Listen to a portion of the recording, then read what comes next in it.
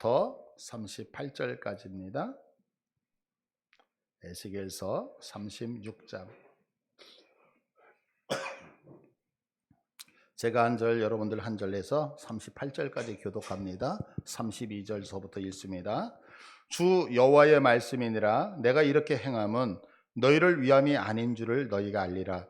이스라엘 족속아, 너희 행위로 말미암아 부끄러워하고 한탄할지어다. 주 여호와께서 이같이 말씀하셨느니라. 내가 너희를 모든 죄악에서 정결하게 하는 날에 성읍들의 사람이 거주하게 하며 황폐한 것이 건축되게 할 것인즉, 전에는 지나가는 자의 눈에 황폐하게 보이던 그 황폐한 땅이 장차 경작이 될지라. 사람이 이르기를 이 땅이 황폐하더니 이제는 에덴 동산같이 되었고 황량하고 적막하고 무너진 성읍들의 성벽과 주민이 있다 하리니, 너희 사방에 남은 이방 사람이 나 여호와가 무너진 곳을 건축하며 황폐한 자리에 심은 줄을 알리라. 나 여호와가 말하였으니 이루리라. 주 여호와께서 이같이 말씀하셨느니라. 그래도 이스라엘 족속이 이같이 자기들에게 이루어 주기를 내게 구하여야 할지라. 내가 그들의 수요를 양떼같이 많아지게 하되 제사 드릴 양떼 곧 예루살렘이 정한 절기의 양무리 같이 황폐한 성읍을 사람의 때로 채우리라. 그리한즉 그들이 나를 여호와인 줄 알리라 하셨느니라. 아멘. 예. 이제 오늘날도요, 우리가 신앙생활을 하면서 아주 첨예하게 대립하는 두 가지 사상이 있어요. 그게 뭐냐면 하나는 인간의 자유의지, 그리고 하나는 하나님의 절대 주권. 그래서 인간의 자유의지를 가지고 믿음 생활을 해야 되느냐, 아니면 하나님의 절대 주권을 가지고 해야 되느냐라고 하면서 이제 이 문제로 교파도 갈라지고, 그런데 이 문제는 사실 그렇게 쉬운 문제가 아니잖아요. 종교 역사상에서 보면 계속해서 지금까지도 서로 대립되어져서 무엇이 옳다 그르다 이렇게 판단할 수 없는 그런 부분으로 가지고 있어요. 지금으로부터 딱 500년 전인 것 같아요. 1524년에 에라스무스가 자유의지론이라고 하는 거, 자유의지론을 가지고서 루터를 공격을 해요. 그러니까 이제 루터가 1년 뒤에 1256년에 이 에라스무스가 공격했던 자유의지론에 대해서 답을 써요. 그러면서 책을 하나 출간하는데 그게 뭐냐면 노예의지론이라는 거예요. 노예의지론. 그러면 이 에라스무스가 얘기했던 자유의지론이라고 하는 게 뭐냐면 인간에게 있는 자유의지라는 걸 가지고서 선과 악을 스스로 선택할 수 있다라고 주장을 했던 거예요. 그래서 이 얘기를 듣고 루터가 반박을 하죠. 아니다. 인간이 예전에 선악과를 따먹기 전에는 우리가 타락하지 않을 때가 있어요. 죄 짓지 않았을 때. 죄 짓지 않았을 때는 우리가 선과 악을 스스로 선택할 수 있었다는 거예요. 근데 선악과를 따먹고 나서 인간에게 죄가 들어온 다음부터는 인간이 무엇을 결정하든지 어떤 것을 선택하든지 그것은 전부 다 악이지 선은 없다. 때문에 인간은 선을 선택할 수 있는 실력이 없고 오직 죄의 노예가 돼서 그 죄만을 선택한다라고 하는 것이 죄의 의지론이거든요. 그래서 이것이 이제 팽팽하게 지금까지 대립되고 있는 거예요. 그래서 어느 것이 맞고 어느 것이 틀릴까 뭐 이렇게 얘기할 수 있는 게 아니죠. 마치 우리가 이런 아이들에게 얘기하잖아요. 너는 엄마가 좋아? 아빠가 좋아? 이 질문하고 비슷한 것이 아닌가라는 생각이 들어요. 그래서 오늘 이 본문 통해서 오늘 우리에게 주신 본문을 통해서 하나님의 절대 주권과 인간의 자유의지의 조화에 대해서 정립하는 그런 시간이 되기를 바랍니다. 오늘 본문을 보시면은요, 본문의 내용은 뭐냐면 지금 이스라엘이 바벨론의 포로로 끌려갔을 때 1차, 2차, 3차 이렇게 망한다고 말씀드렸잖아요. 그래서 에스겔은 2차 포로로 끌려가 있는 시기거든요. 근데 하나님께서 에스겔에게 말씀하시는 게 뭐냐면 내가 이제 이스라엘을 회복하시겠다는 거예요. 내가 너희들을 그 바벨론이라고 하는 곳에서 다시 예루살렘으로 회귀시켜 주겠다라고 하는 회복의 말씀을 하고 있어요. 그래서 오늘 본문 32절을 한번 봐보세요. 32절을 보시면 주 여호와의 말씀이니라. 내가 이렇게 행한다는 것은 뭐냐면 너희를 바벨론의 포로에서 해방시켜주는 이유는 이렇게 말씀하셔요. 그러면서 뭐라고 말씀하시냐면 33절에 이렇게 말씀하시죠. 주 여호와께서 이같이 말씀하셨느니라. 내가 너희를 모든 죄악에서 정결하게 하는 날에, 해방되는 날에 성읍들의 사람이 거주하게 하며 황폐한 것이 건축하게 할 것이다. 그래서 사람도 많아지고 성벽도 다시 재건되어진다 이렇게 말씀해요. 그리고 34절에 보시면 전에는 지나가는 자의 눈에 황폐하게 보이던 그 황폐한 땅이 장차 경작이 될지라. 이제 사람이 들어왔으니까 어때요? 그 땅에서 농사를 짓겠다는 거죠. 그러면서 결국 이렇게 사람들이 많이 모여서 모든 것들이 회복이 되어지니까 35절에 사람이 이르기를 이 땅이 황폐하더니 이제는 에덴 동산 같이 되었고 황량하고 적막하고 무너진 성읍들의 성벽과 주민이 있다 하리니. 그러니까 사람이 많아지니까 어떻게 해요? 그렇게 망했던 이스라엘이 이제는 에덴 동산과 같이 회복이 되어진다라고 말씀하고 있는 거예요. 그러면 이렇게 이스라엘이 이렇게 회복이 일어나는 이유가 무엇이냐라고 했을 때 36절이에요. 36절을 보시면 너희 사방에 남은 이방 사람이 나 여호와가 무너진 곳을 건축하며 황폐한 자리에 심은 줄을 알리라. 나 여호와가 말하였으니 이루리라. 왜? 이스라엘 백성들이 포로로 끌려갔어요. 완전히 망했어요. 그런데 어떻게 회복이 일어나느냐? 이런 회복은 오늘 보신 것처럼 나 여호와가 말하였으니 이루리라. 그러니까 근거가 뭐예요?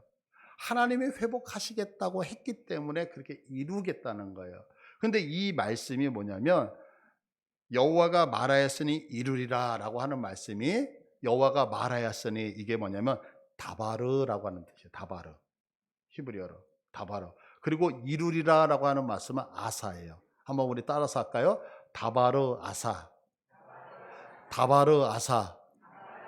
말씀하셨으니 이루리라. 다바르 아사. 근데 이 아사라고 하는 단어가 어디에서 쓰이면 그 창세기에서 쓰여요. 창세기 한번 볼게요. 1장 7절입니다. 이 창세기 7장을 보시면 하나님이 궁창을 만드사라고 할 때 이 만드사라고 하는 단어가 지금 아사라고 하는 단어예요. 이루시다라는 단어예요. 이 단어가. 그런데 여러분들 우리가 너무나도 잘 알다시피 하나님께서 세상을 창조하시잖아요. 그러면 창세기 1장 3절에 하나님이 빛을 만드실 때에 빛을 만드사 이렇게 얘기하지 않죠. 빛이 있으라 하심에 빛이 있었고 이렇게 가요. 그러면 지금 이 궁창을 만드실 때도 하나님이 궁창을 만드사 이러지 아니하고 궁창에게 명령하신 거야. 있으라. 궁창아 있으라. 그러면 어떻게 해요? 궁창이 생겼을 거 아니에요. 근데 하나님께서 앞에 빛이 있으라라고 하는 것처럼 그렇게 말씀하시는 게 아니라 만드사라고 하면서 아사라는 단어를 직접적으로 쓰고 있는 거예요. 거기에는 왜 그러냐면 어떤 의도가 있었어요. 어떤 의도가 있느냐면 이 아사라고 하는 이 단어는 언제 쓰냐면 하나님이 어떤 명령을 하셨어요. 명령을 하시고 나서 그냥 하나님의 관심이 없는 게 아니라 그 명령하신 거에 계속해서 관심과 하나님의 모든 신경이 거기에 쓰여서 그것이 이루어질 때까지 완성되어지는 하나님의 적극적인 간섭이 들어갈 때에 쓰는 단어가 바로 아사라고 하는 단어예요. 만드사. 그러니까 이게 뭐냐면 하나님이 궁창을 만들었다라고 하는 것은 궁창이 만들 때 하나님이 만들기로 작정하시고 그 궁창이 만들어지는 결과물이 생길 때까지는 우리 쪽에서 보면 과정이라는 게 있잖아요. 근데 이 과정이 있을 때에 하나님이 그 과정에 계속해서 하나님의 주권을 가지고 간섭을 하시는 거예요. 그래서 이게 결론적으로 날 때까지 하나님이 눈을 떼지 않는다라고 할 때 쓰는 단어가 뭐냐면 만드사, 아사라고 하는 단어를 쓰고 있는 거죠. 그러니까 이 아사라는 단어가 사용되면 역사의 어떤 영역에서 하나님의 활동을 강조할 때 그리고 역사 안에 하나님이 내재하셔서 그의 주권적인 목적을 이루신다는 것을 강조할 때 쓰이는 단어가 뭐다? 아사라고 하는 단어예요. 그러니까 오늘 성경 본문 36절에서 여호와가 말했으니 이루리라고 하는 말은 하나님께서 뭐 하시겠다는 거예요? 계속해서 의지를 가지고 그 뱉으셨던 내가 약속하셨던 그 말씀에 대해서 책임을 지고 그 일이 이루어져서 결과물로 나타날 때까지 뭐 하겠다? 하나님이 간섭하시고 책임을 지고 일하시겠다라고 말씀하고 있다라고 하는 거예요. 그러니까 사실은 우리가 여기서 한 가지 깨달을 수 있는 것은 뭐냐면 하나님이 말씀하신다면 그 말씀은 그냥 던져놓고 끝나는 게 아니라 말씀하셨기 때문에 하나님이 개입하셔서 반드시 이루신다는 것을 믿을 수 있는 거죠. 우리가 인생을 살다 보면 너무 무책임한 일을 많이 경험하게 되잖아요. 그래서 어떨 때는 마음의 상처를 많이 입게 돼요. 이제 지난 주간이었던 것 같아요.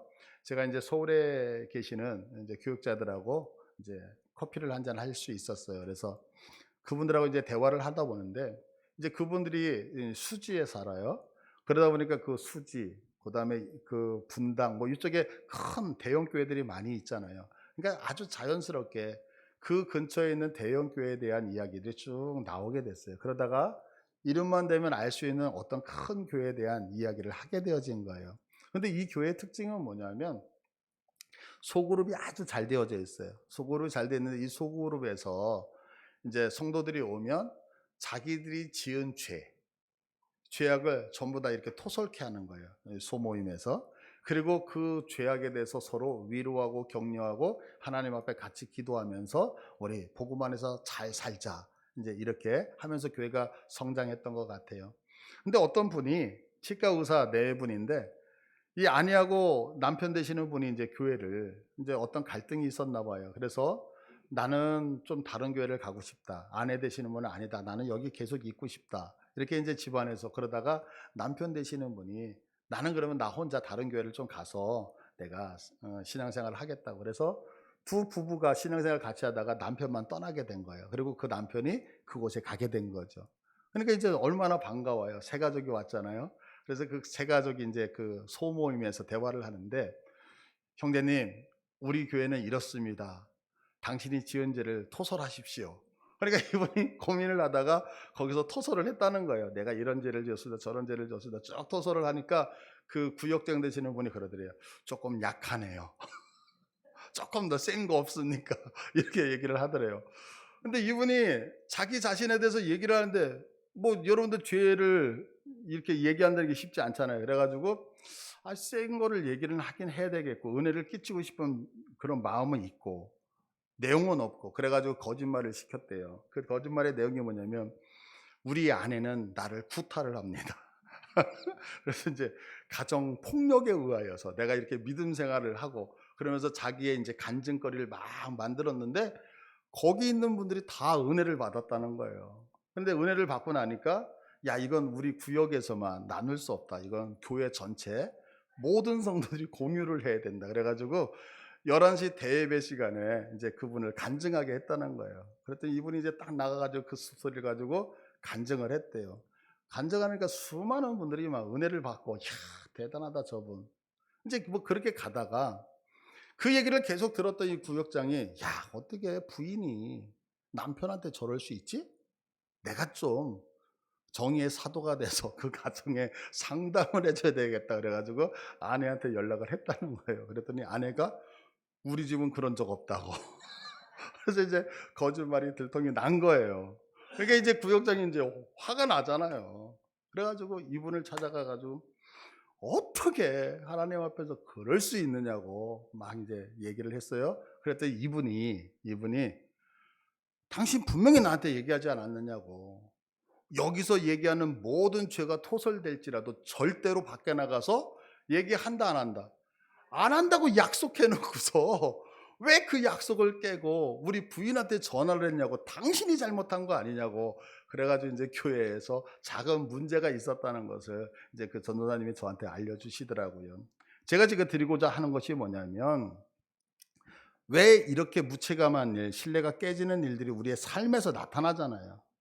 그죠? 어떤 교회를 욕하려고 하는 게 아니라 그건 왜 그러냐면 우리 인간은 내가 말한 것을 스스로 지켜낼 수 있는 실력이 있다 없다? 없기 때문에 생기는 거죠. 없기 때문에. 이제 여러분들이 이제 여기 서 있는 목사를 믿고 우리 목사님한테 어떤 얘기를 하면 절대로 안 나가겠지 라고 하면서 저한테 어떤 비밀을 말씀하시면 전 세계로 나가요. 지금 유튜브로 지금 전 세계로 나가잖아요. 저한테 오셔서 비밀 얘기 절대 하지 마세요. 왜? 그냥 여러분들끼리 얘기하면 시와에서 여러분의 이야기가 돌지만 저에게 얘기하면 전 세계로 나간다고요. 그러면 제가 못나서 그래요? 여러분이 못나서? 아니죠. 우리들이 이야기하는데 문제는 뭐냐면 내가 말한 것을 지켜낼 수 있는 실력이 우리 인간에게는 있다 없다. 없기 때문에 나타나는 거죠.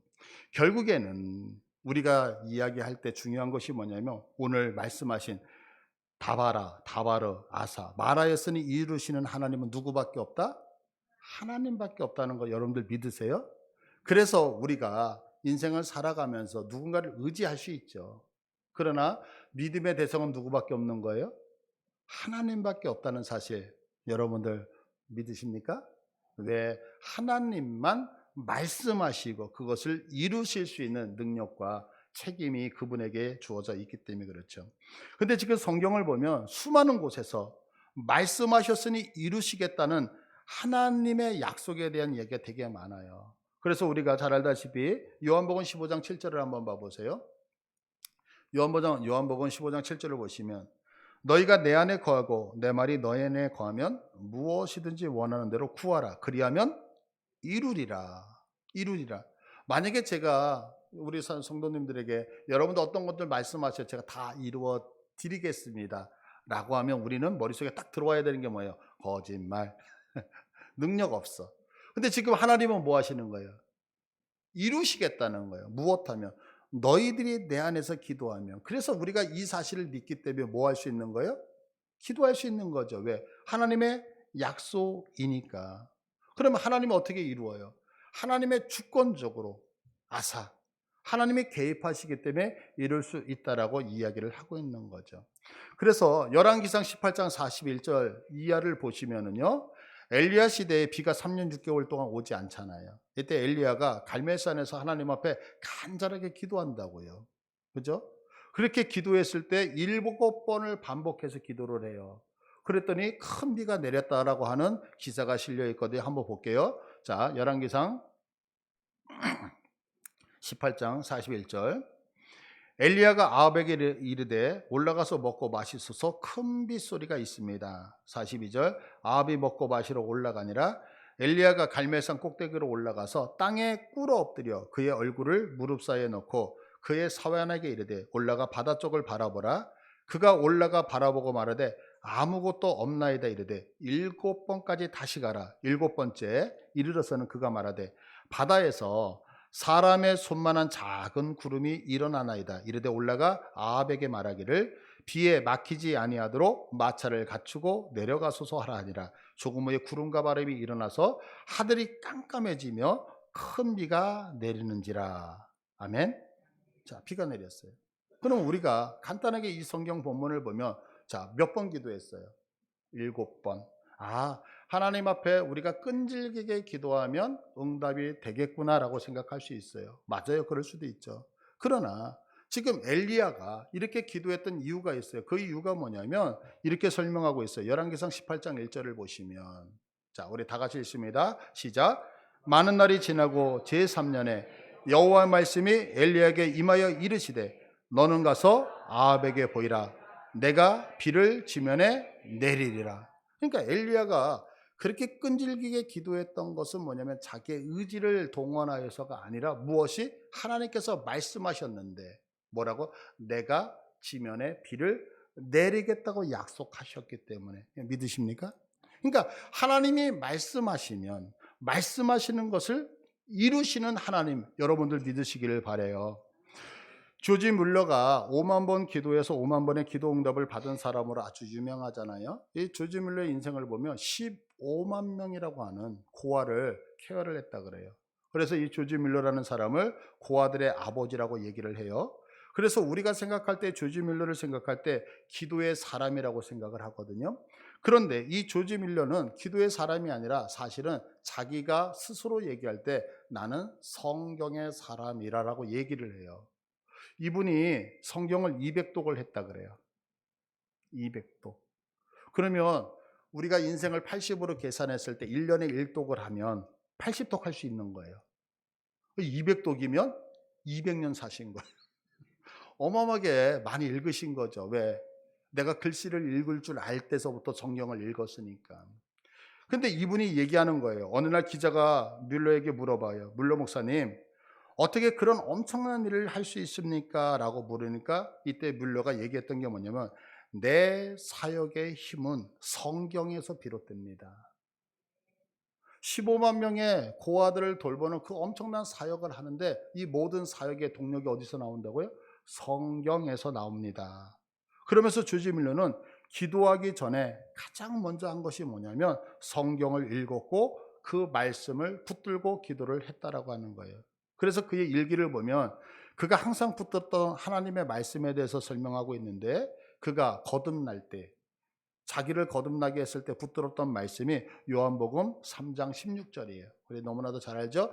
하나님이 세상을 이처럼 사랑하사 독생자를 주셨으니 이는 그를 믿는 자마다 멸망하지 않고 영생을 얻게 하려 합니다. 그리고 그가 이제 사명을 깨닫고 내가 이제 이런 고아원의 사역을 해야 되겠다라고 했을 때 그가 붙들었던 말씀이 시편 68편 5절의 말씀이에요. 그의 거룩한 초소에 계신 하나님은 고아의 아버지시며 우리 하나님이 누구? 고아의 아버지. 그러면 내가 이 사명을 감당했다고 붙들었다 그래요. 또한 그가 고아원을 세울 때 붙들었던 말씀은 시편 81편 10절의 말씀이었는데 우리 다 같이 한번 읽을까요? 시작. 나는 너를 애굽 땅에서 인도하여 낸 여호와 네 하나님이니 내 입을 크게 열라 내가 채우리라. 아멘. 왜요? 하나님이 말씀하시면 이루심을 믿습니까? 하나님이 명령하잖아요. 내 입을 크게 열라. 그러면 뭐 하시겠다? 채우시겠다. 입을 크게 여시길 바래요. 입을 크게 여시기 바래요? 예. 크게. 뭐 입 여는 거 쉽잖아요. 하품할 때보다 더 크게.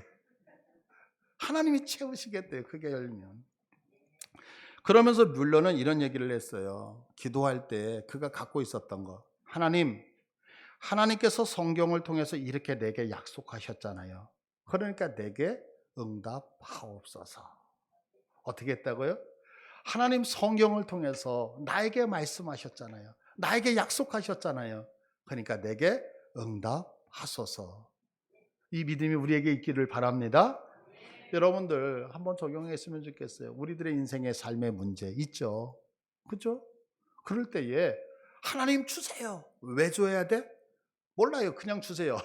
이게 아니라 왜 줘야 돼? 여기 약속하셨잖아요. 여기 말씀하셨잖아요. 하나님이 말씀하셨으며 이루시잖아요. 그래서 내가 구하오니 이루어 달라라고 간구하실 수 있는 여러분 되기를 축복합니다. 그래서 조지 뮬러는 바로 다바르아사 말하였으니 이루시는 하나님을 알았던 거죠. 여러분도 이런 하나님 믿으시고 이런 하나님으로부터 응답받는 여러분 되기를 축복합니다. 그래서 이 다바르아사 하나님께서 이스라엘을 회복해 주시는 거예요. 그런데 오늘 보면 32절을 한번 봐보세요. 오늘 보면 32절을 보시면 주 여호와의 말씀이니라 내가 이렇게 행하면 이렇게 행하는 것은 회복이거든요. 이렇게 회복하게 하는 것은 너희를 위함이 아닌 줄을 너희가 알지라. 이게 무슨 얘기예요? 하나님께서 이스라엘 백성들을 회복하시는데 회복하는 이유가 우리가 예뻐서 회복하는 이유가 우리가 열심히 기도했기 때문에 회복하는 이유가 우리가 무엇인가를 하나님 앞에 했기 때문이 아니라 무엇 때문이라고 얘기해요? 아직 안 나왔어요. 38절이에요. 하나님이 회복하는 이유가 너희 때문이 아니라 38절 제사 드릴 양 때 곧 예루살렘이 정한 절기에 양무리같이 황폐한 성읍을 사람의 때로 채우리라. 그리한즉 그들이 나를 여호와인 줄 알리라. 이렇게 하시는 이유가 뭐예요? 하나님인 줄 알게 하시기 위하여서. 그러니까 이 말씀을 그대로 우리들의 인생에 적용을 하면 어때요? 하나님께서 내게 축복을 해주시는데요. 내 인생을 복되게 하시는데 그 복되게 해주시는 이유는 네가 예뻐서가 아니라는 거예요. 네가 잘나서가 아니라는 거예요. 그 축복을 통하여 축복을 주시는 분이 여호와 하나님인 줄을 알게 하시기 위하여. 믿으십니까? 우리 양희문 교회가 부흥을 하잖아요. 그럼 부흥을 열심히 했을 때 여기 있는 김 목사가 열심히 해서 부흥하는 거 아니라는 거예요. 우리 성도들이 무엇인가 열심히 헌신했기 때문에 아니라는 거예요. 성경은 성경은 뭐냐? 그렇게 부응되어지는 것을 통하여서 무엇을 알게 하시겠다? 하나님이 누구인지를 알게 하시겠다. 믿으십니까? 그래서 이 회복을 통하여 하나님이 하나님 되신 것을 알게 하시겠다는 거예요. 근데 여기서 우리가 한 가지 더 생각해야 되는 것이 있어요. 이렇게 하나님의 이름을 위해서 이루시는 하나님께서 이 일을 함에 있어서 우리를 제껴두는 게 아니라는 거예요. 우리와 동참해서 함께 하시겠다는 거예요. 자, 37절을 볼게요. 37절을 보시면 주 여호와께서 이같이 말씀하시느니라. 그래도 이스라엘 족속이 이같이 자기들에게 이루어 주기를 내게 구하여야 할지라. 아멘. 무슨 얘기예요? 하나님이 지금 이스라엘 백성들을 회복시키시는 이유가 우리 때문이에요? 하나님 때문이에요? 하나님 때문이잖아요. 그런데 조건이 있어요. 뭐냐면 그래도 어떻게 하라는 거예요?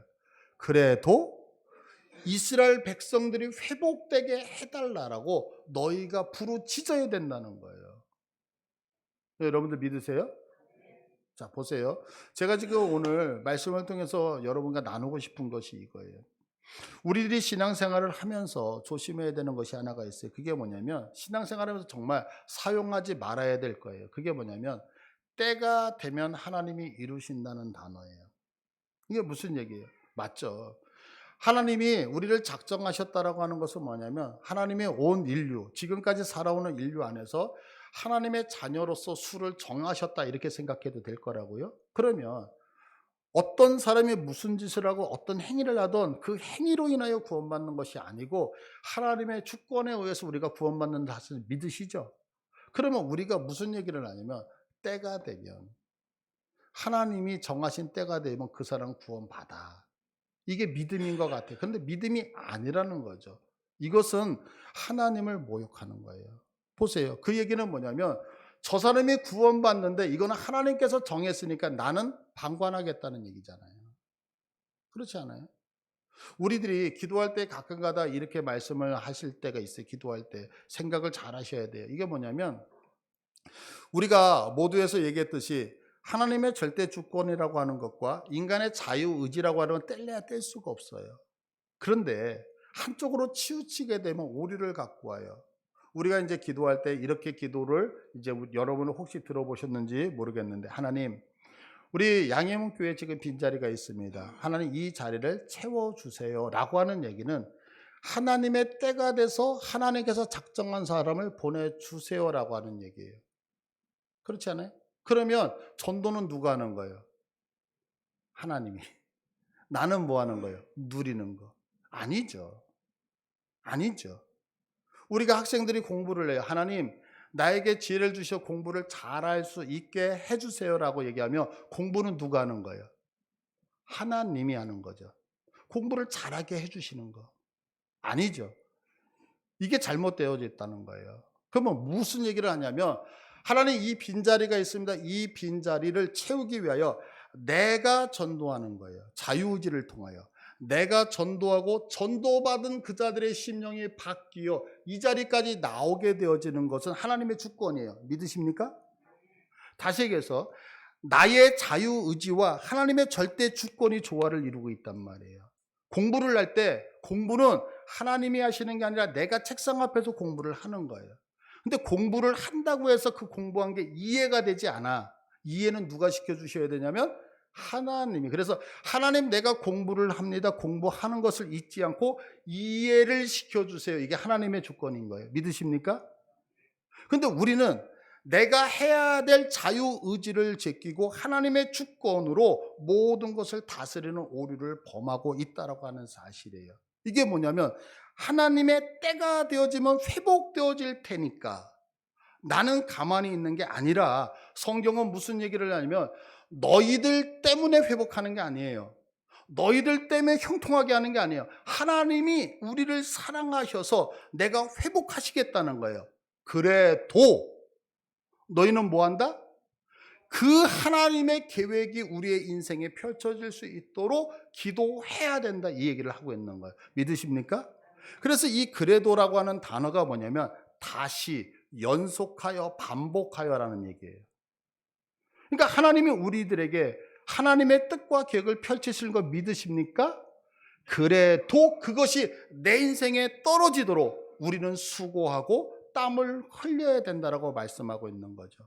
그러면 하나님께서 주권을 가지시고 모든 것을 행할 수 있음에도 불구하고 그래도 너희가 왜 부르짖기를 원하시느냐? 그 이유는 뭐냐면 하나님의 이름이 존귀하게 받는 영광 안에 우리를 동참시켜 우리도 함께 하나님의 영광에 참여케 하시기 위하여. 믿으시면 아멘. 그러니까 우리는 하나님을 정말 믿고 그분의 주권을 따른다라고 한다면 우리는 내가 할 수 있는 최선을 다하여 내 의지를 동원하여 주를 위하여 섬겨야 되는 거예요. 다시 적용할게요. 자, 여러분, 기도하기 때문에 이루어지나요? 이게 무슨 얘기예요? 보세요. 오늘 말씀 그대로 적용하는 거예요. 우리는 이렇게 생각해. 내가 기도하기 때문에 주께서 허락하시다. 아니요. 인생을 봐보세요. 어젯밤에 제가 언젠가도 말씀드렸죠. 어젯밤에 주무시면서 하나님, 내일 아침에 내가 주의 품에 안기지 않고 눈을 뜨게 해달라고 기도하신 분 없죠. 기도 안 했는데 오늘 살았잖아요. 왜 살았을까요? 하나님의 때, 하나님의 주권 안에서 나를 부여잡으시기 때문에 그런 거예요. 믿으십니까? 그래도 기도해야 되는 거예요. 믿으셔요? 그러면 어젯밤에 하나님, 내가 주일날 10월 1일날 아침에 눈을 뜰 수 있도록 기도했던 사람은 오늘 눈이 떠졌을 때에 하나님이 오늘 이 생명을 연장시켜 주셨습니다라는 것을 알게 되어져 있어요. 무슨 얘기냐면 우리는 내가 기도를 했기 때문에 이루어진다. 그러면 여러분도 생각해, 기도해서 이루어지는 것보다 기도를 안 하는 게 훨씬 더 많아요. 그런데 하나님은 우리를 사랑하셔요. 그래서 하나님의 주권으로 나를 다스려 가시는 거 믿죠. 다스려 간다는 것은 이 땅에서 필요한 모든 것을 이미 공급하고 계시는 거죠. 그러면 내가 왜 기도하느냐? 그 기도를 통하여 하나님이 이루시는 걸 그래도 기도함을 통하여서 무엇을 알게 되냐면 하나님이 누구이신지를 알게 되어졌단 말이에요. 믿으십니까? 그래서 하나님께서 우리들에게 기도하라고 말씀하고 있는 거예요. 자, 그래서 우리의 바른 신앙은 하나님이 이 세상, 이 모든 세상에 대해서 절대 주권으로 통치하며 다스림을 믿는 가운데 내게 주신 성실 안에서 하나님의 그 일하심의 결과가 드러나도록 최선을 다하는 그 모습이 진정으로 바른 신앙이 되어진다는 거죠. 자, 정리합니다. 하나님은 말씀하시면 이루시는 하나님인 거예요. 이거 믿으시죠? 그러면 그 일에 우리를 동참시켜서 그 영광을 함께 하고 싶으셔서 우리에게 그래도라는 사명을 주신 거예요. 그래서 나의 수고와 노력을 통해서 우리의 인생 속에서 하나님의 일하심이 더욱 빛나는 모습으로 나타나기를 간절히 축복합니다. 우리 이 시간에 한번 말씀 부여잡고 기도하기를 원합니다.